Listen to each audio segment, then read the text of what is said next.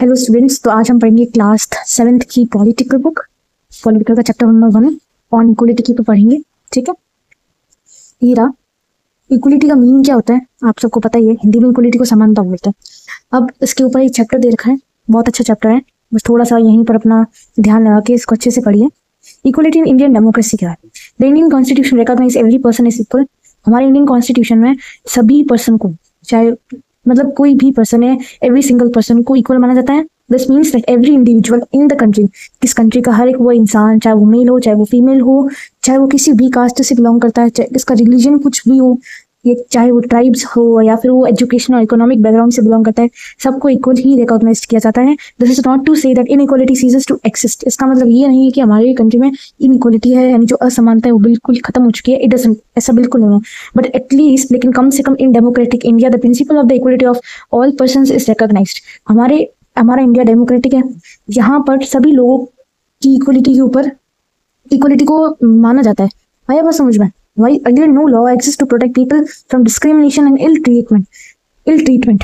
अब पहले की बात करें तो पहले ऐसा कोई लॉ नहीं होता था जो लोगों के साथ में, जो लोग बुरा व्यवहार करते थे, इल ट्रीट करते थे, तो उनसे उन लोगों को कैसे प्रोटेक्ट करना है। ठीक है, जो ये इल ट्रीटमेंट को फेस करते थे वो लोगों को कैसे प्रोटेक्ट करना है। हमारी कंट्री में ऐसा कोई लॉ बिल्कुल भी नहीं था। Now there are several bad works to see that people are treated with dignity as equal. लेकिन अब जो है ऐसा देखा जाता है, ऐसे कुछ काम है कि भाई लोगों को इक्वल ट्रीट किया जाए, लोगों के साथ असमानता का व्यवहार बिल्कुल ना हो।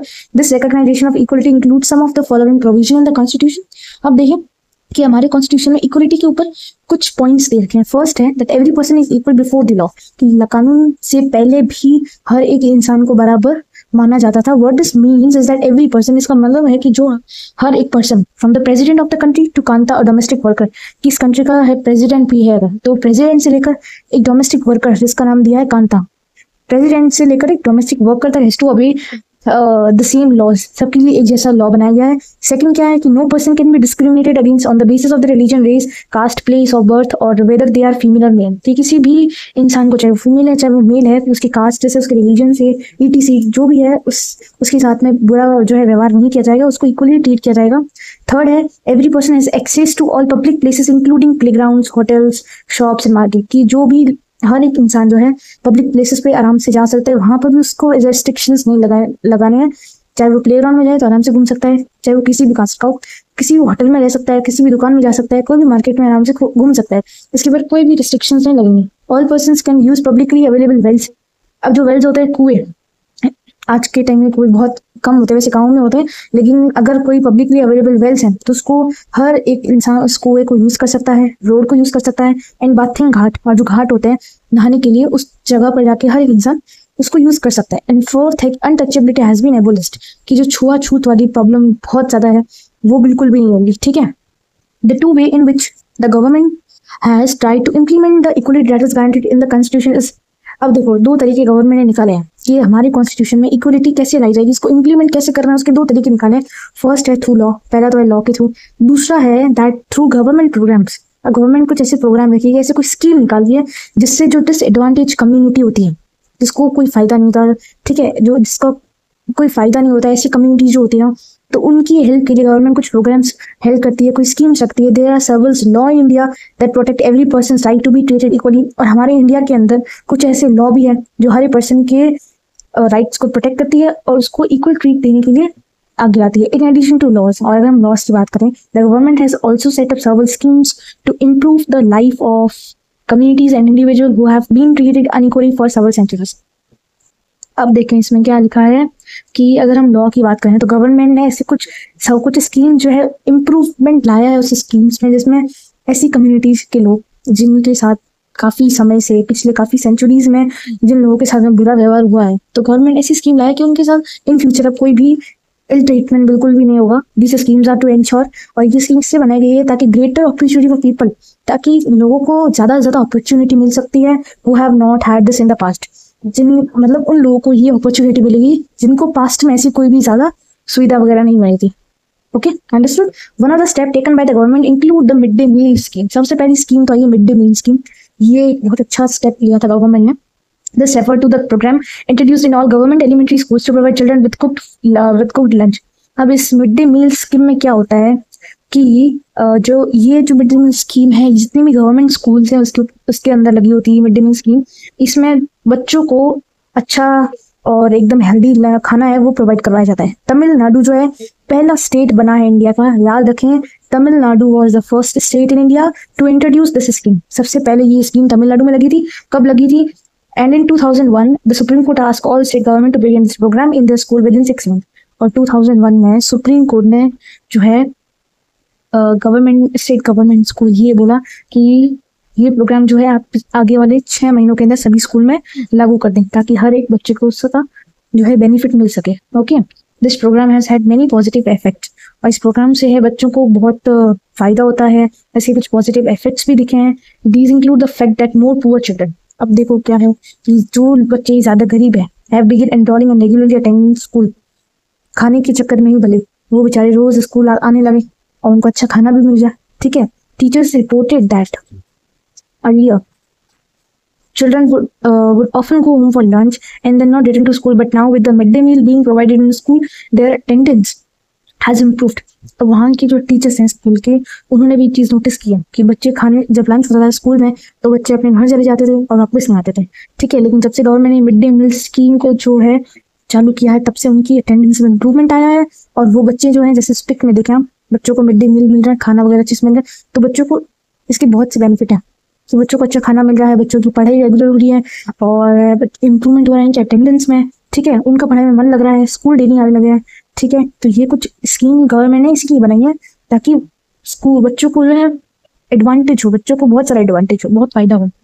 देयर मदर्स, उनकी मम्मी जो है वो earlier had to interrupt their work to feed their children at home during the day, now no longer need to do so.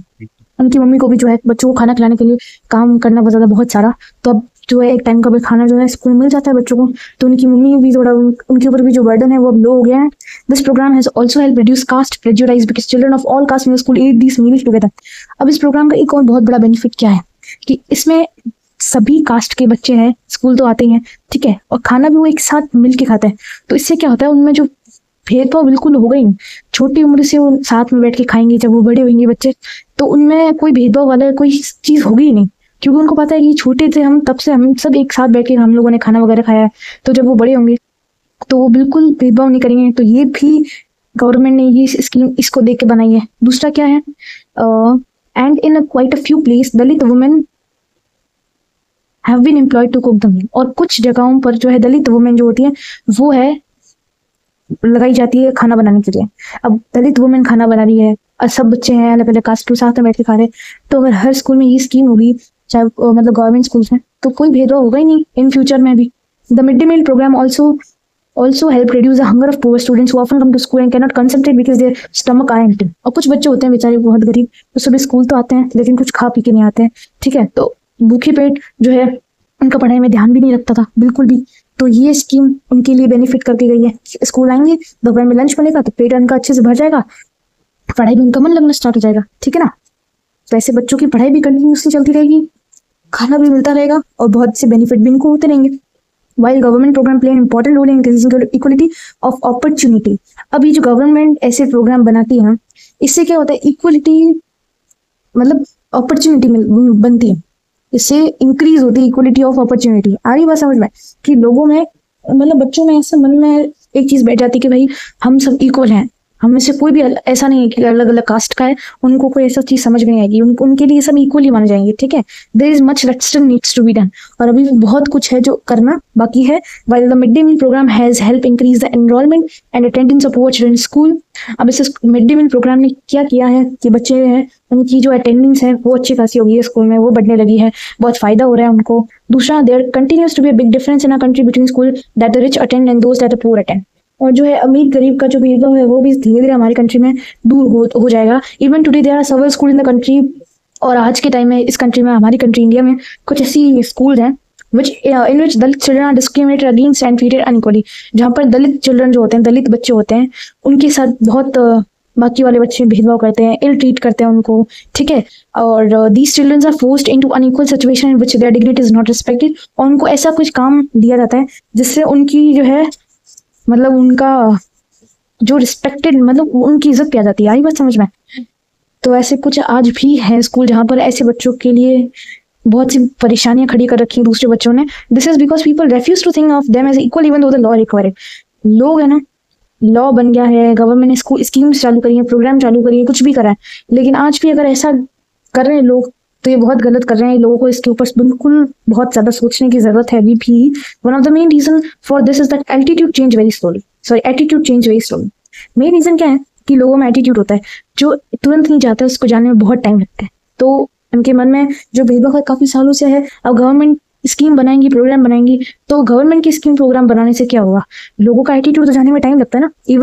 Even though persons are aware that discrimination against the law, और लोगों को पता भी है कि भाई अगर आप भेदभाव करोगे तो वो लॉ के अगेंस्ट है, सही है, आप लॉ के अगेंस्ट जा रहे हो, लोगों को पता भी है, but they continue to treat people unequally on the basis of their caste, religion, disability, economic status and because they are women. और फिर भी लोग जो है कंटिन्यूसली उन लोगों को अनइक्वली ट्रीट करते हैं, उनकी कास्ट के, उनकी स्टेटस के, रिलीजन के, डिसेबिलिटी के, और अगर वो वुमेन है तो उनके ऊपर इनको unequally treat करते हैं। It is only when people begin to believe that no one is inferior and that every person deserves to be treated with dignity that present attitude can change।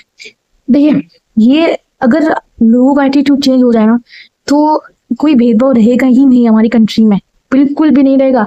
लोग ये समझना स्टार्ट कर देंगे कि हर एक इंसान को जो है वो डिजर्व करते हैं बराबर इक्वलिटी, ठीक है, उनके साथ अनइक्वलिटी बिल्कुल नहीं होनी चाहिए। Establishing equally in democratic society is a continuous struggle, और इक्वलिटी लाना हमारी डेमोक्रेटिक सोसाइटी में ये स्ट्रगल है जो आज भी चल रहा है, and one in which individual as well as various community in India contribute to and you will read more about this in the book. अब देखिए, अब हमारी इंडिया में कुछ ऐसी कम्युनिटीज हैं जो फेस करती है आज भी इक्वलिटी पाने के लिए, आज भी उनको बहुत से स्ट्रगल फेस करना पड़ता है। इसके बारे में हम पढ़ेंगे आगे।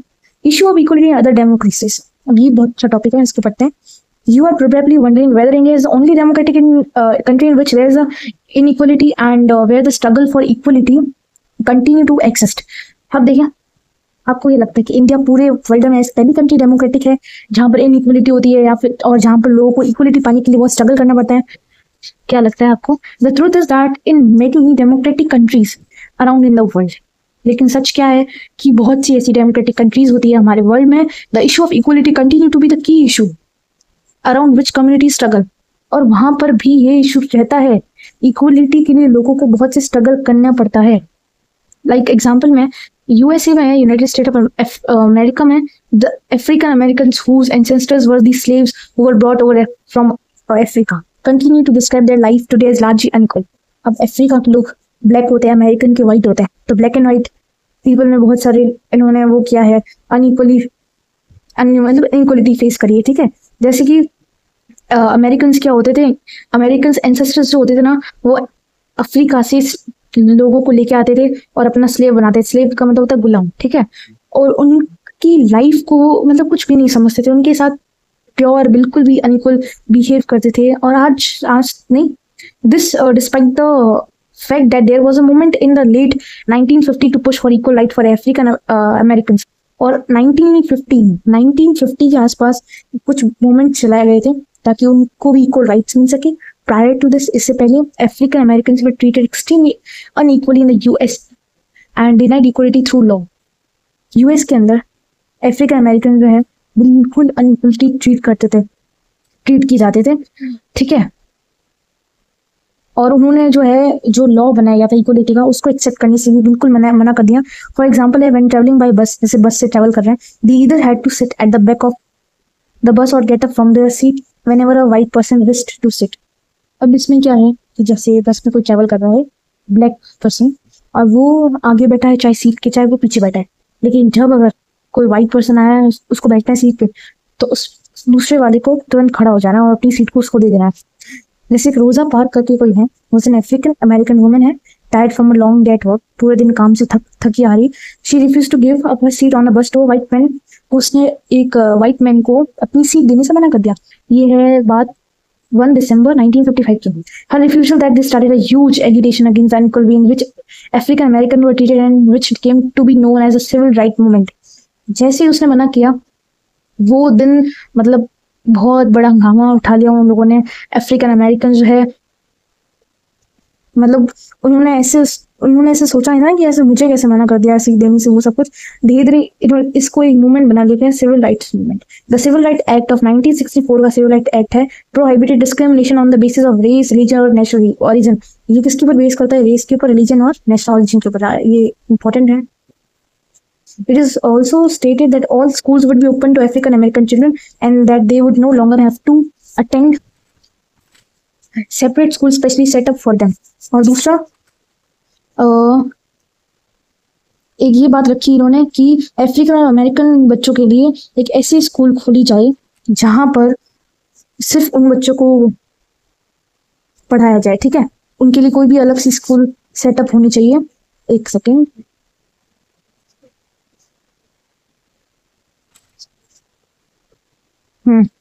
ऐसी स्पेशल स्कूल जो सिर्फ अफ्रीकन और अमेरिकन बच्चों के लिए सेटअप हो। However despite this a majority of African American can to among the poorest in the country. सबसे बड़ी बात है कि पूरे कंट्री में अफ्रीकन अमेरिकन जो हैं इनको सबसे अलग माना जाता था। Most African American children can only afford to attend government schools. बहुत से ऐसे अफ्रीकन अमेरिकन बच्चे होते थे जो सिर्फ गवर्नमेंट स्कूल जा सके उतने ही ये अफोर्ड कर पाते थे। And that have fewer facilities and poorly qualified teachers as compared to white students who either go to private school or live in areas where the government school are as highly rated as private school। और जो white students होते थे, जो गोरे बच्चे होते थे, वो private school जाते थे, बहुत अच्छी स्कूल में जाते थे। लेकिन जो अफ्रीकन अमेरिकन बच्चे हैं वो है ऐसी स्कूल पढ़ते थे जहाँ पर बहुत पुअर क्वालिफाइड टीचर हैं, बहुत कम फैसिलिटीज पाई जाती हैं, या ये मानो कि बिल्कुल होती ही नहीं है। तो क्या नेक्स्ट क्या है? Challenge of democracy. No country can be describe as being completely democratic. ये कोई भी कंट्री ऐसी नहीं होती जो डेमोक्रेटिक है, प्योरली डेमोक्रेटिक, कंप्लीटली डेमोक्रेटिक है। There are always communities and individuals trying to expand the idea of democracy and push for a great recognition of equality on existing as well as new issue. क्योंकि उस country के अंदर कुछ ऐसी communities होती हैं जो डेमोक्रेसी के आइडिया को एक्सपेंड करना चाहती हैं, जितना हो सके उतना ट्राई करती है, वो जितना ज्यादा हो सके उस डेमोक्रेटिक आइडिया को एक्सपेंड कर सके और इक्वलिटी को है वो बढ़ा सके, ठीक है। Central to this is the struggle for the recognition of all persons as equal and for all and for their dignity to be maintained। दूसरा, लोगों के साथ में इक्वल व्यवहार कैसा करना है, ठीक है। और क्या है, ऐसे लोग जिनके साथ में बहुत अनइक्वल बिहेव करते थे, जो लोग उन्होंने बहुत स्ट्रगल किया अपनी लाइफ में, उनके साथ भी लोग इक्वली बिहेव करें, ठीक है। In this book you will read about, अब ये जो किताब है इसमें हम पढ़ेंगे इक्वलिटी के इशू क्या है, वो कैसे हर एक लोगों की डेली लाइफ को अफेक्ट करती है, स्पेशली इन डेमोक्रेटिक कंट्री में, ठीक है। ओके बच्चों, तो ये हमारा चैप्टर कंप्लीट होता है। काफी अच्छा चैप्टर था इक्वलिटी के ऊपर। कुछ डाउट्स हो तो आप मुझे नीचे कमेंट सेक्शन में जरूर बताना। ओके।